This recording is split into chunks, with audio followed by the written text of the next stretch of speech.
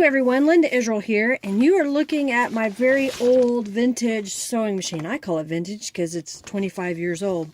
And what I've got here is a couple of pieces of paper. I'm going to make a sewn pocket on a junk journal page. So I've got this long skinny piece here that will fold up on the bottom of my page like this to become a little pocket. But before I put it on here, I want to decorate that. So here's what I've got. I've got some ribbon here that I'm going to sew on this page pocket here at the bottom. So I'm trying to decide right now which way I want to go, and I thought I would share with you a little bit about what I'm doing. So I'm going to move the camera. I've got my sewing machine set on zigzag. That's what this stitch is right here. And I've got pretty simple tension on here. And then I have it set to a smaller stitch for the zigzag. So when it does that stitch back and forth, it'll be kind of tight together. I've got some red thread in the top and I've got some white thread in the bottom.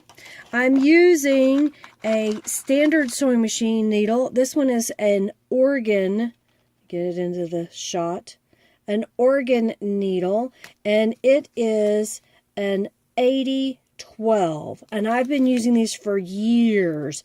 I order them by the hundreds. Check out the link box below in my description box for the link to order your own. So basically what I do is I set my machine, I've got it all ready, then I choose what I want to sew, and I'm just going to use my sewing foot here. It's just a standard zigzag stitch that I'm going to sew on top of this ribbon.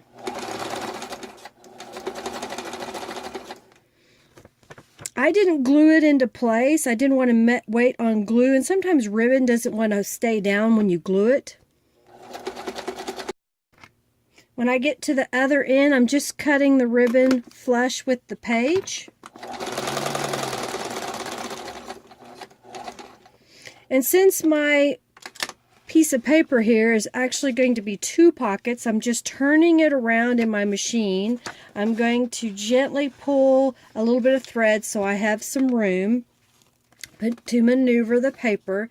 And then I'm going to start sewing again on the other side in the same manner. And since my machine doesn't self-thread and doesn't cut, I have to manually cut the thread, and I always pull extra out so I don't have to rethread my machine when it accidentally pulls the thread up into the machine. So now I've got this piece that's been sewn on both sides, and it is ready to be folded up and then attached to this piece of paper that is a page out of an old map atlas, a city map. And so I'm going to sew on the side here. I'm going to go all the way around, in fact, because I like that decorative touch. What I like to do is leave my needle down, and then I'll pick up the presser foot and turn the page, or sometimes I'll just manually just push it. I am a seamstress for years and years and years, so I have lots of experience, but a beginner, you may want to stop the machine with the needle down, raise up the presser foot, and then turn the page. So now my page has the pocket on it, so I'll be able to use that. I'll fold this in half to kind of show you the way it will look. Here's the page folded in half. And I can add more decoration and, of course, items in the pocket. A lot of questions that people ask me is, does this sewing on paper hurt your machine? No, it does not.